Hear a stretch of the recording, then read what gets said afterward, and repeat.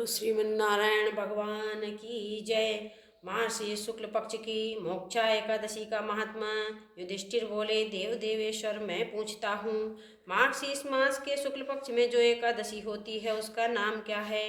कौन सी विधि है तथा उसमें किस देवता का पूजन किया जाता है? स्वामिन, यह सब यथार्थ रूप से बतलाइए। श्री कृष्ण ने कहा, नरश्रेष्ठ, मार्गशीर्ष मास के कृष्ण पक्ष में उत्पत्ति उत्पन्ना नाम की एकादशी होती है, जिसका वर्णन मैंने तुम्हारे समक्ष कर दिया है। अब शुक्ल पक्ष की एकादशी का वर्णन करूंगा, जिसके श्रवण मात्र से वाजपेय यज्ञ का फल मिलता है।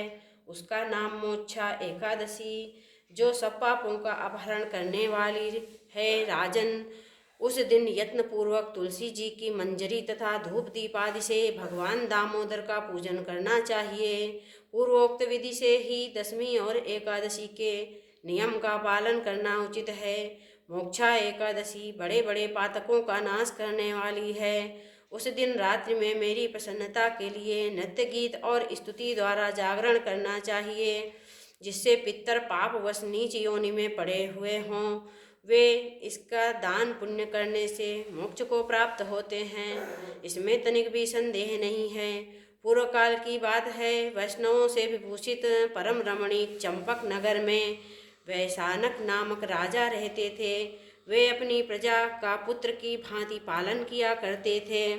इस प्रकार राज्य करते हुए राजा ने एक दिन रात को स्वप्न में अपने पितरों को नीच योनि में पड़ा हुआ देखा। राजा के मन में विचार बड़ा विस्मय हुआ और प्रातःकाल ब्राह्मणों से उन्होंने उस स्वप्न का सारा हाल कह सुनाया। राजा बोले, ब्राह्मणों, मैंने अपने पितरों को नरक में गिरा देखा है। वे बारंबार रोते हुए मुझसे यूँ कह रहे हैं कि तुम हमारे तनुज हो, इसलिए इस नरक समुद्र से हम लोगों का उद्धार करो। द्विजवरों, इस रूप में मुझे पितरों के दर्शन हुए हैं, इससे मुझे चैन नहीं मिलता है। क्या करूं, कहाँ जाऊं?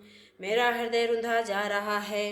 द्विजोत्तमों, यह व्रत, यह तप और यह योग, जिससे मेरे पूर्वज तत्काल नरक से छुटकारा पा जाएं, बताने की कृपा करें। मुझ बलवान और साहसी पुत्र के जीते जी मेरे माता पिता घोर नरक में पड़े हुए हैं, अतः ऐसे पुत्र से क्या लाभ है? ब्राह्मण बोले, राजन, यहाँ से निकट ही पर्वत मुनि का महान आश्रम है। वे भूत और भविष्य के ज्ञाता भी हैं। नपश्रेष्ठ, आप उन्हीं के पास चले जाइए।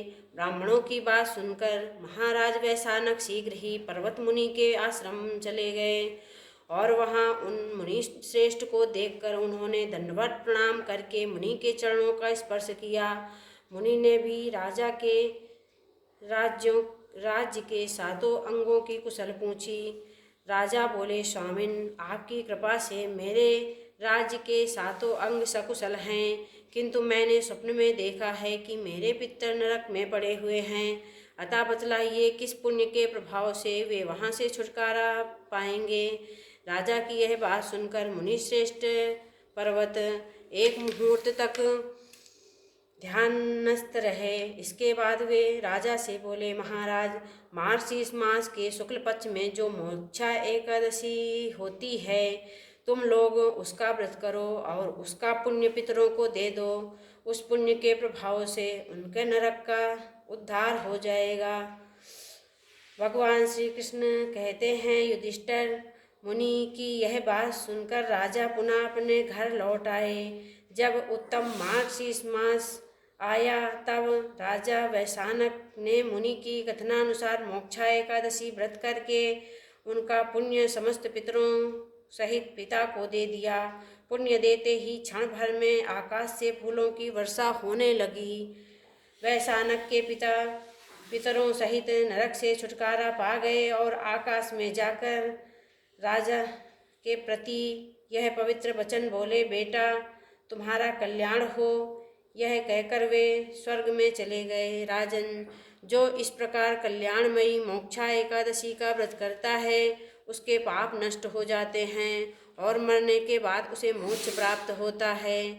यह मोक्ष देने वाली मोक्षा एकादशी मनुष्यों के लिए चिंतामणि के समान समस्त कामनाओं को पूर्ण करने वाली है। इसके महात्म को पढ़ने और सुनने से वाजपेयी यज्ञ का फल प्राप्त होता है। बोलो मोक्षा एकादशी की जय। बोलो श्रीमन्नारायण भगवान की जय। श्रीमन्नारायण नारायण हरि हरि, श्रीमन्नारायण नारायण हरि हरि, लक्ष्मी नारायण नारायण हरि हरि, गोविंद नारायण नारायण हरि हरि।